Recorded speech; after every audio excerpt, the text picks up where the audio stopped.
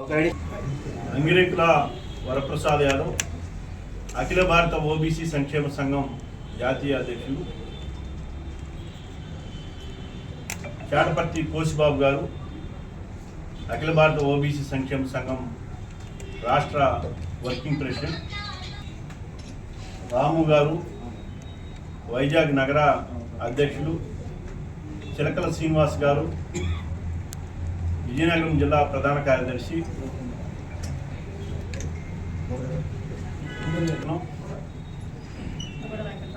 మొగడ వెంకటరమణ గారు జిల్లా విశ్వబ్రాహ్మణ సంఘం ప్రెసిడెంట్, ఏలూరు సూర్య గారు వైజాగ్ సంక్షేమ సంఘం, మహేశ్వర్ గారు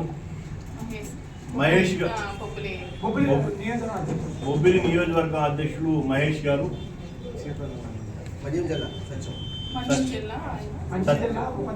మన్యం జిల్లా ఉపాధ్యక్షులు సత్యం గారు, అనేక మంది నాయకులు మిగతా పేర్లను కూడా మీకు అందజేయడం జరుగుతుంది. ప్రధానంగా కేంద్ర హోం మంత్రిత్వ శాఖ విడుదల చేసినటువంటి గజెట్లో 33 కాలమ్స్ ఉంటాయి.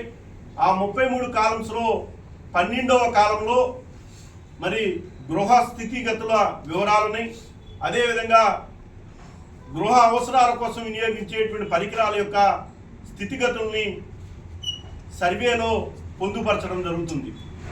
ఈ 12వ కాలంలో ఎస్సీ ఎస్టీలని పొందుపరిచారు. కుటుంబ యజమానిగా ఎస్సీనా ఎస్టీనా అనేది పేర్కొనడం జరుగుతుంది. కానీ ఓబీసీలకి ప్రత్యేకమైనటువంటి కాలం చేర్చకపోవటం వల్ల దేశవ్యాప్తంగా తొలి విడత చేపట్టేటువంటి జనగణనలోనే ఓబీసీలకు తీవ్రమైనటువంటి అన్యాయం జరగబోతా ఉంది. దీన్ని సహించేది లేదని ఈరోజు కేంద్ర ప్రభుత్వాన్ని హెచ్చరిస్తా ఉన్నాం. ఈరోజు మంత్రిమండలి తీసుకున్నటువంటి నిర్ణయానికి దానికే అతి గతి లేకపోతే ఈ దేశ పరిపాలనా వ్యవస్థ మీద తప్పనిసరిగా మరి ప్రధానమంత్రి నరేంద్ర మోడీ గారి మీద ఈ దేశంలో ఉన్నటువంటి ఓబీసీలకి పరిపూర్ణమైనటువంటి విశ్వాసం ఉంది. 20 రోజుల కాల పరిమితిని వెల్లడిస్తా ఉన్నాం. మరి ఏదైతే హోం మంత్రిత్వ శాఖ ఏర్పాటు చేసినటువంటి విడుదల చేసినటువంటి గజెట్లో కాలం నెంబర్ 12లో ఓబీసీ పదాన్ని చేర్చకపోతే వచ్చే నెల 17వ తేదీన లక్షలాది మందితో పార్లమెంటును ముట్టడిస్తామని ఈ సందర్భంగా కేంద్ర ప్రభుత్వాన్ని హెచ్చరిస్తా ఉన్నాం. ఈ దేశంలో ఉన్నటువంటి ప్రధాన రాజకీయ పార్టీలు 9 రాజకీయ పార్టీలు, దానితో పాటు వివిధ రాష్ట్రాల్లో ఉండేటువంటి మరో 8 రాజకీయ పార్టీలు ఈరోజు జనగణన చేపట్టాలని ఆయా రాష్ట్రాల్లో ఆయా పార్టీలు ఏకగ్రీవంగా తీర్మానం చేసినటువంటి విషయాన్ని ఈ సందర్భంగా గుర్తు చేస్తాం. దానితో పాటు దేశ ప్రధానిగా ఉన్నటువంటి నరేంద్ర మోడీ గారు చాలా స్పష్టంగా ఈ దేశంలో సమగ్ర కులగణనలో ఓబీసీల యొక్క స్థితిగతులను నమోదు చేసి తీరుతామని హామీ ఇచ్చినటువంటి నేపథ్యంలో నేడు ఓబీసీలకు సంబంధించినటువంటి ఫేజ్ 1లో ఓబీసీల యొక్క స్థితిగతుల మీద మరి సేకరణ లేకపోవడం అనేది మా వర్గాల యొక్క హృదయాలను తీవ్రంగా గాయపరిచిందనేటువంటి విషయాన్ని ఈ సందర్భంగా తెలియజేస్తా ఉన్నాం.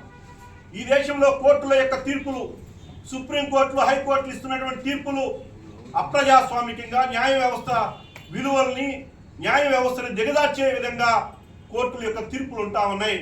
ఈరోజు రిజర్వేషన్లకు వ్యతిరేకంగా దేశంలో ఉన్నటువంటి సుప్రీంకోర్టు కానీ హైకోర్టులు కానీ ఇస్తున్నటువంటి తీర్పులు మేము ప్రశ్నించదలుచుకున్నాం. న్యాయ వ్యవస్థ కూడా మరి ప్రజాస్వామ్యంలో భాగస్వామ్యం అనేటువంటి విషయాన్ని మరి న్యాయాధిపతులు గమనించవలసిన అవసరం ఉంది. న్యాయ వ్యవస్థ మీద అఖిల భారత ఓబీసీ సంక్షేమ సంఘానికి పరిపూర్ణమైనటువంటి గౌరవం, విశ్వాసం ఉంది. కానీ ఈ దేశంలో రాజ్యాంగబద్ధంగా ఓబీసీ వర్గాలకు రావాల్సినటువంటి హక్కుల్ని, ఓబీసీ వర్గాలకు జనాభా దామాషా ప్రకారం రావాల్సినటువంటి రిజర్వేషన్ల యొక్క తీరు మీద అన్ని వివరాలు ఉన్నప్పటికీ కూడా కోర్టులు ఈరోజు ఏకపక్షంగా తీర్పులు చేయడానికి మరి ఊరుకోమని, భవిష్యత్తులో కోర్టుల వద్ద కూడా మా యొక్క నిరసనని తెలియజేస్తామని కూడా ఈ సందర్భంగా న్యాయ వ్యవస్థను హెచ్చరిస్తా ఉన్నాం. దానితో పాటు ఈ దేశంలో 54% ఉన్నటువంటి జనాభాకి కనీసం ఒక మంత్రిత్వ శాఖ ఏర్పాటు చేయడంలో మరి 50 ఏళ్లుగా ఈ దేశాన్ని పరిపాలించినటువంటి కాంగ్రెస్ పార్టీ ఓబీసీ వర్గాలని తీవ్రంగా అనగదొక్కింది. ఓబీసీ వర్గాల యొక్క రాజకీయ అస్తిత్వాన్ని దెబ్బతీసింది. విద్యా ఉపాధి రంగాల్లో ఉద్యోగ వర్గాలకి మరి ప్రమోషన్లో రిజర్వేషన్ అంశంలో తీవ్రమైనటువంటి అన్యాయం చేసిన కాంగ్రెస్ పార్టీ. మరి ఎన్నికల ప్రతి సందర్భంలో కూడా రాహుల్ గాంధీ గారు మాట్లాడుతూ ఉంటారు. ఓబీసీ వర్గాలకు చట్టసభలో రిజర్వేషన్లు కల్పించడం మా యొక్క ఎన్నికల మేనిఫెస్టో నినాదం.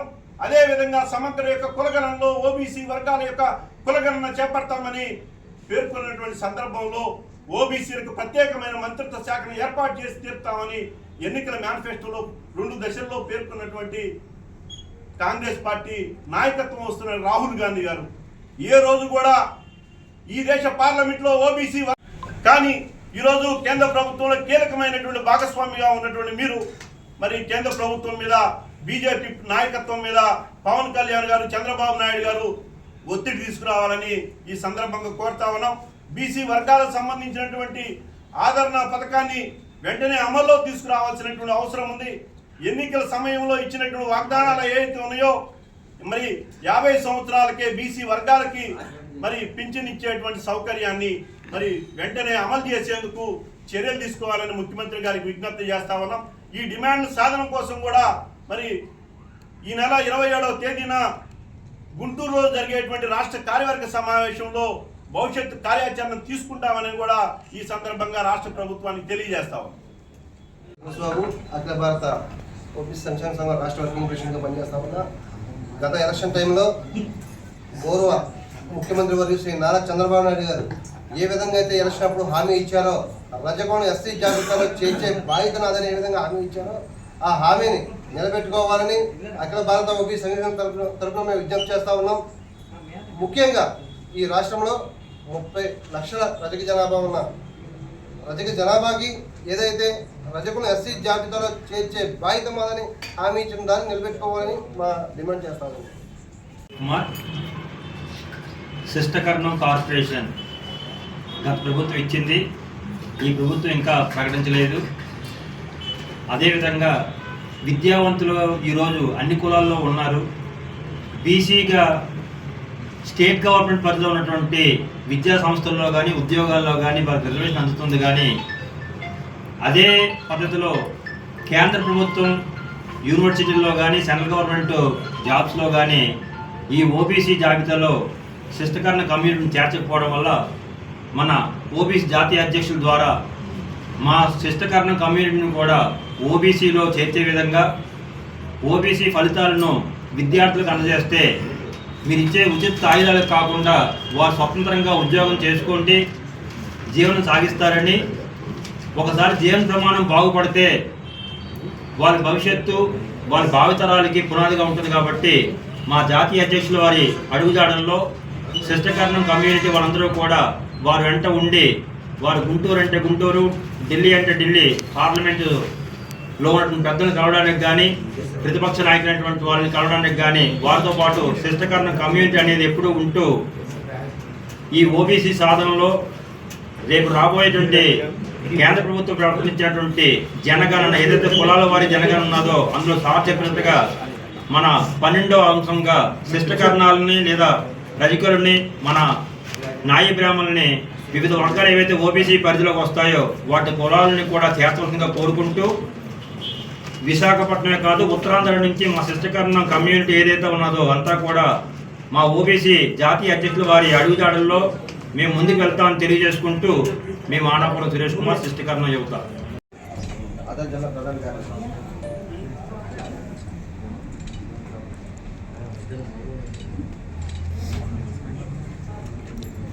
ఓకే నెక్స్ట్ అదేవిధంగా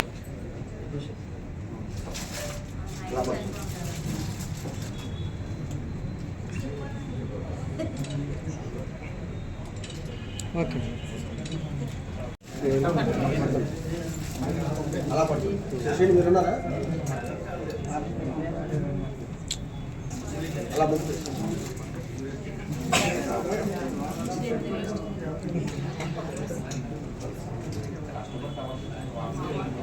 నెక్స్ట్ శ్రీ శ్రీనివాసరావు గారిని నియమించడం జరుగుతాం.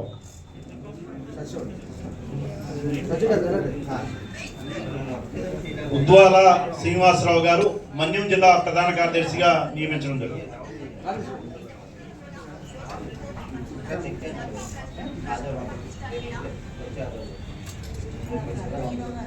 ఓకే.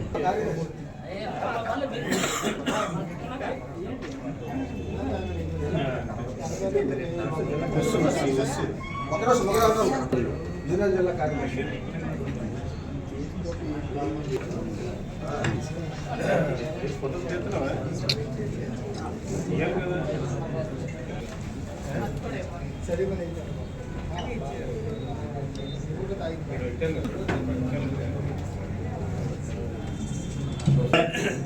నగరం బిల్లి బంగారి గారికి నియామక పత్రం అందజేయవలసిన కోరుతా ఉన్నాం. రండి మధ్యకి వచ్చండి. ఓకే.